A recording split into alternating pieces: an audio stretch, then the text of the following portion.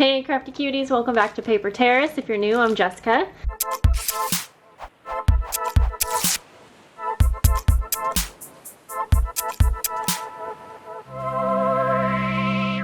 This video is gonna be all over the place, but I'm bringing you along. Oh gosh guys, it has been the hardest month. Our family got the Rona, and then we were all better, and then my daughter got maybe a stomach bug or some weird sickness. She had a high fever and stuff, so I am just feeling so behind, but I need to get to crafting. She's at school, my son's at school, my husband's finally back to work, everyone's out of my hair. Let's go.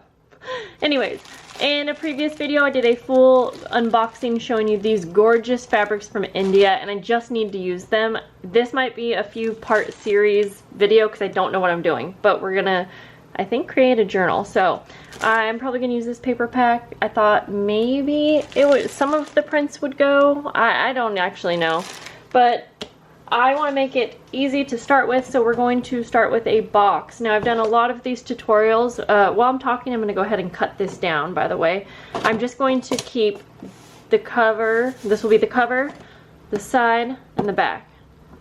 Actually, I'll do, yeah, anyways. So I'm going to cut along other pieces off. Okay, so I have done quite a few full tutorials where I make a full journal using a box, a recycled box.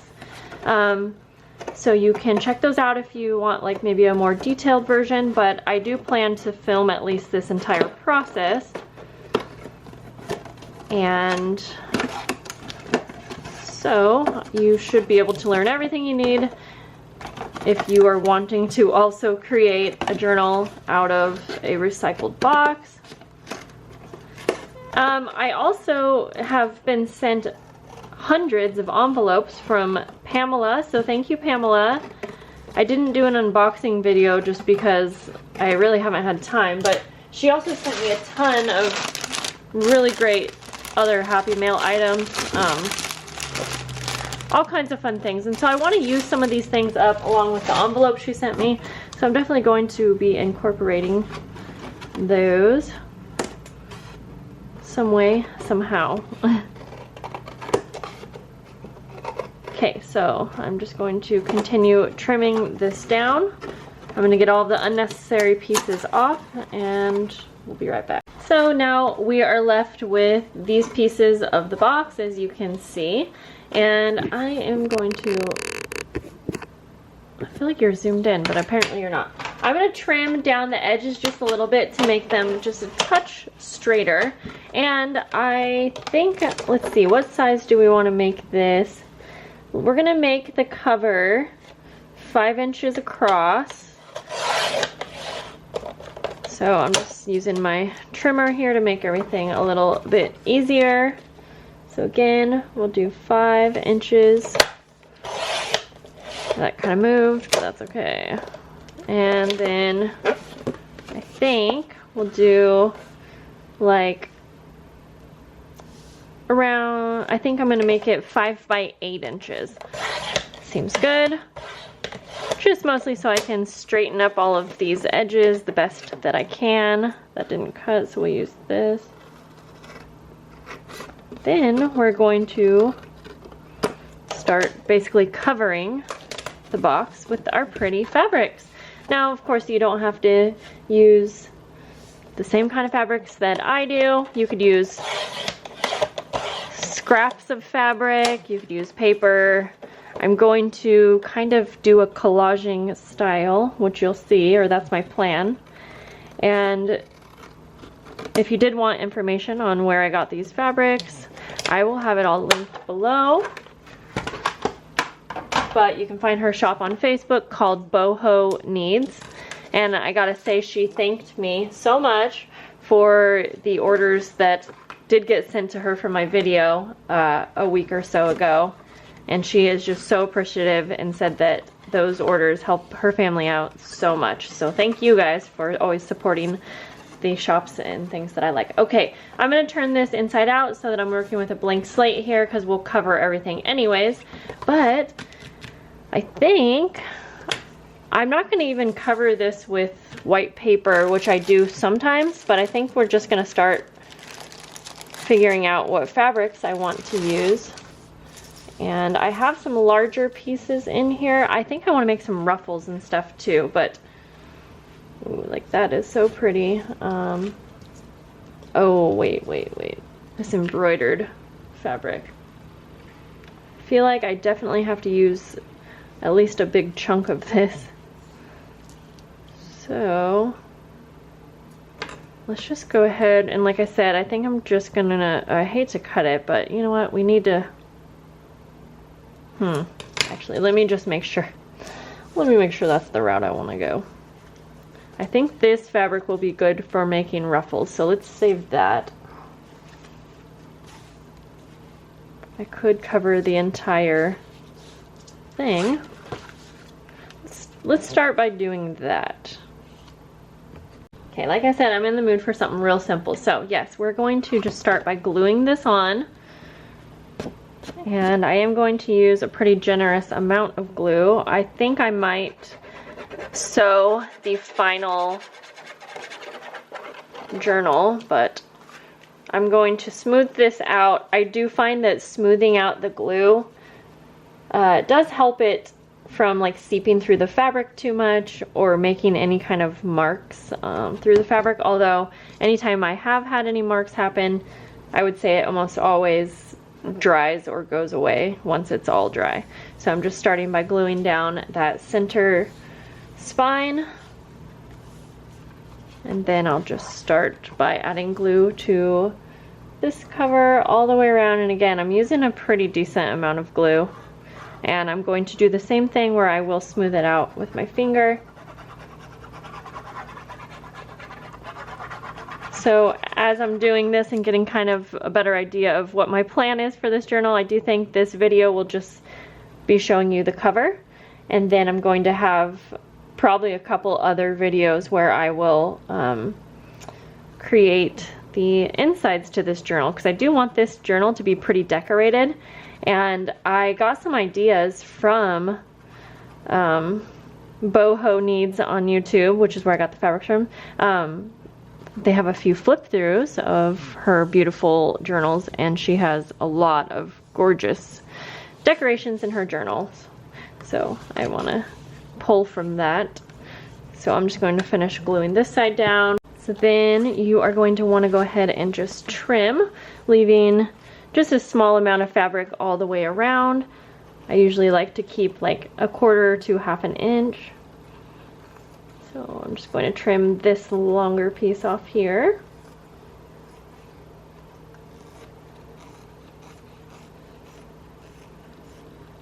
Okay.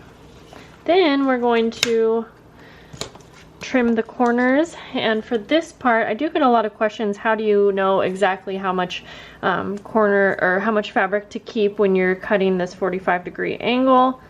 But I kind of just eyeball it. This is pretty thin cardboard that we're going to be folding over, so I keep about maybe 1/8 of an inch. I hope that makes sense. Do you see what I'm saying here? There's about 1/8 of an inch from the corner of the cardboard to the end of the fabric here, and that usually seems to be just right when folding this over. But another little trick that I can show you if you are not into trying to figure out getting the right measurements is to do a different folding technique. Now this is only really going to work well if you have a thin fabric, but basically what you can do here is fold at a 90-degree angle in like this. I hope that makes sense. And then you can fold these pieces over. This fabric's a little too thick to do that. I could make it work, and then you would fold this over. So I hope you can see, and then you'll still have that nice crisp covered edge. But I'm not going to do that with this fabric, and I hope that made sense. I can make a better video probably showing that technique if needed. But so anyways, once we trim all of those, we are going to go ahead and just wrap this fabric around nice and tight. And so I'm just going to add some glue all along the 4 sides here, and I'm just going to fold this over And you might need to hold it there for a second to get it to glue down. So I'm just going to continue this all the way around, and yeah, I'll need to hold this down because this fabric is a little bit thicker, so it might take a moment just to get it to stick down, but just make sure you're wrapping it around nice and tight. Alright, because I like to be transparent when I'm having problems, I wanted to leave this part in, even though I really want to just show you the most important parts, but this way you know when you're having a problem, it's not just you. I'm having trouble getting this to glue down, and some fabrics I just have that problem with. I think most people probably do. So I'm going to use my sewing machine now. If I did not have a sewing machine or was not wanting to use one, what would I do here? I would be more patient with it. I would add a bit more glue or a different type of glue, and I would probably use some clips to hold this down because it will eventually stick.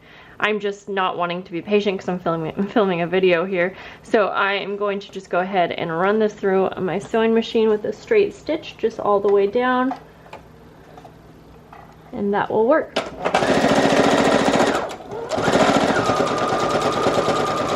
So I'm just gonna finish this off by sewing all the way around with the folded edges. So my stitching was a little bit messy around the corners, so I'm just gonna go ahead and do a second set of stitches, doing a zigzag stitch just to make that messy look intentional.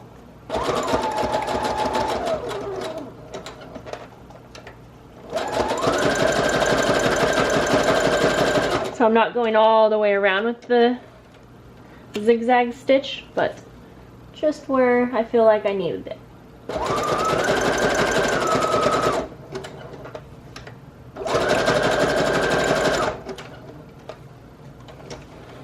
Okay. Now that we have the fabric on, you will see there are a few spots where the glue is still kind of seeping through a bit, but I'm not worried about that. It will dry. I want to add some more of these gorgeous trims, I think, and so I'm just going to start kind of placing them on here, see how I like the placement. This one is so pretty, so pretty. I don't know if I want to just add like a few of them or so this part is just me kind of playing around, seeing what I like.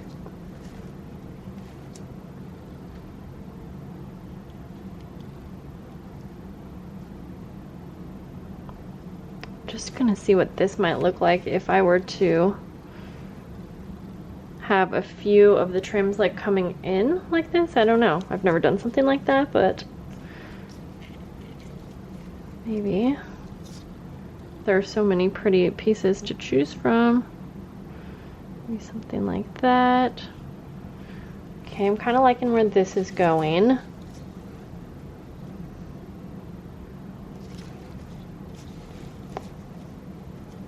So let me just get an idea of how I want to incorporate these trims, and then I'll show you before I start putting them on.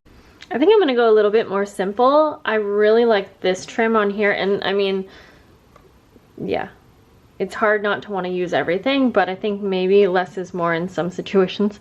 Then I have this little applique that might look good on the side here, like that is what I'm thinking.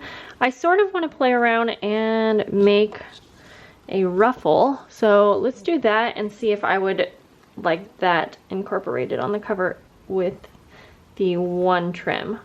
So I am just going to cut about an inch strip here. This is probably like 14 inches long. I probably don't need it to be that long, but we're gonna go for it anyways because I can always trim it down to be a bit shorter. Okay. By the way, just to give you ideas as I'm going along here, I think I'm gonna do coffee dyed paper for the insides of this, and I'm going to show you how to get a very gorgeous lace look on your coffee dyed paper. So definitely stick around and be sure to subscribe if you are interested in these upcoming videos so you won't miss them. Okay, so I'm gonna take my strip, and I'm not the best at making ruffles, but I'm actually just going to kind of scrunch it up, place it underneath, and then I'm gonna put the foot down just to hold it in place. Let me try to bring you down a little bit more. I'm really not a pro at making ruffles, but this is just how I do it. Mine are a bit messier, and I'm going to just make sure I'm having a straight stitch here, and I'm gonna slowly sew down the center, and I'm just gonna kind of scrunch this up as we go along, if that makes sense. So I'm gonna keep pushing it underneath the foot, scrunched up. So this is a very messed up kind of scrunch, or what do you call it? A scrunched up ruffle look. You can make it closer together or further apart depending on what you like. And I'm doing this pretty slow. And then I'll see how I like it, and we can scrunch it up more if needed. Then I'm just gonna pull that out. And I am pretty happy with that look right there. It's not super straight, but again, I'm fine with kind of a messier look. I do have a white thread, and I could have probably changed that, but I usually just go with the flow, and I'm fine with that. Okay, so bring this back over. So let's go ahead and see if I did like the scrunch, the little ruffle on there. Okay, okay. Maybe something like this where it's layered and the ruffle is kind of underneath. I'm thinking something like that is where I will go with this. Gosh, you know what? I'm gonna go back. I don't think I like the ruffle on the cover. That's fine, we'll use it for something else. I think I'm actually just gonna stick with this piece on. I just like it so much by itself, actually. I'm not usually someone who goes the more simple route, but that's what we're gonna do. So I'm actually gonna glue this down. I think that will work for this applique, and I'm just gonna add some of my glue behind the jewels and behind the bigger parts of the embroidery. And then I think I might do one single stitch. I think part of the reason why I don't like that ruffle is because I had the white thread. So before I do much more sewing on this journal, I'm gonna change the thread to a darker color. So then I'm just gonna place this down right here. And I might go ahead and do one single stitch across, but again, I'm gonna change the thread on my sewing machine first. I'm also going to go ahead and take this tiny little applique that has a jewel on it and glue that down on the spine. You can always use hot glue too. I find that hot glue works really good on these shinier types of fabrics, or appliques definitely, but I am also very trusting of my Tombow Mono Aqua. Love that on the edge there. Yep, the glue is definitely working well for this.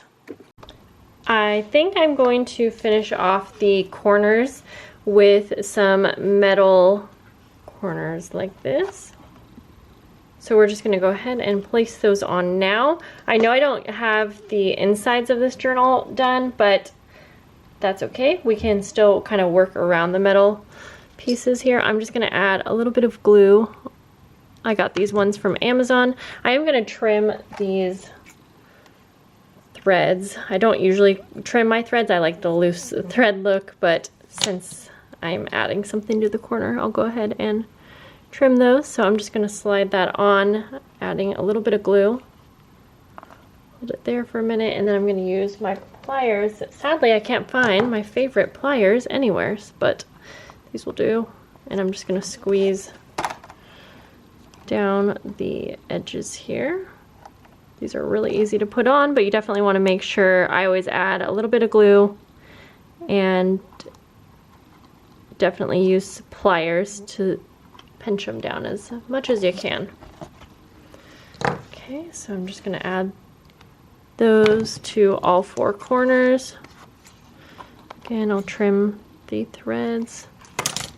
And this helps since my corner stitching was not the best. And again, I don't usually mind messy, but I feel like you can tell that I messed up, so.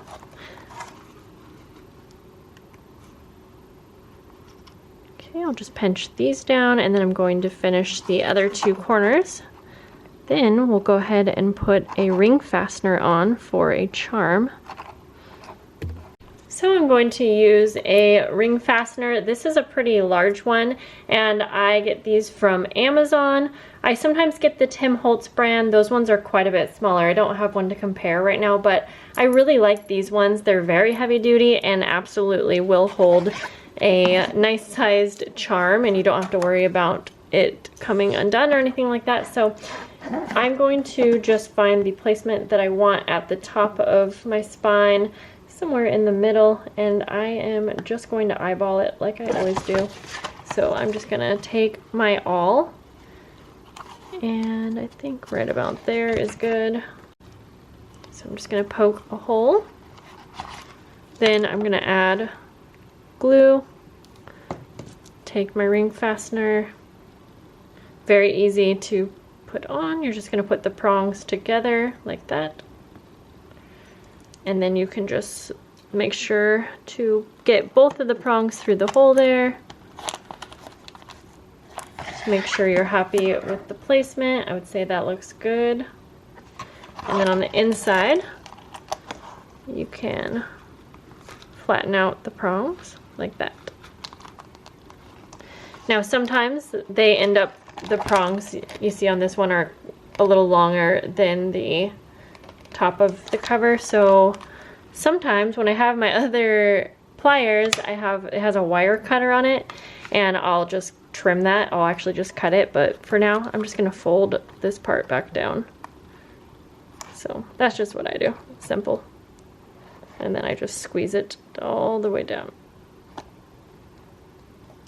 like that. And just like that, we turned a recycled box into a gorgeous start of a journal. We have the cover done now, and I may end up adding like a few last minute touches as we go along, but for now I think I'm gonna leave it be. I am so excited to finish this journal with you, and I'm so happy that we got to craft together today. Definitely stay tuned so you can see how I will finish this journal. It will be, the next few videos that you see will be me finishing the journal. Like I said, I know that we'll definitely be doing some lace designed coffee dyed paper, or maybe even dyed paper. Maybe we'll do some colors. I definitely would love to incorporate watercoloring somehow in this journal. I want to do some different ideas using envelopes for the pages, and we'll just work on some even fun basic page ideas. This is going to be a fully decked out journal, so stick around, make sure you're subscribed so you won't miss those videos, and be sure to follow me on TikTok for any sneak peeks. And that's about all. Leave me a comment down below if you're new so I can say hello to you, and I'll see you guys in the next video. Bye guys.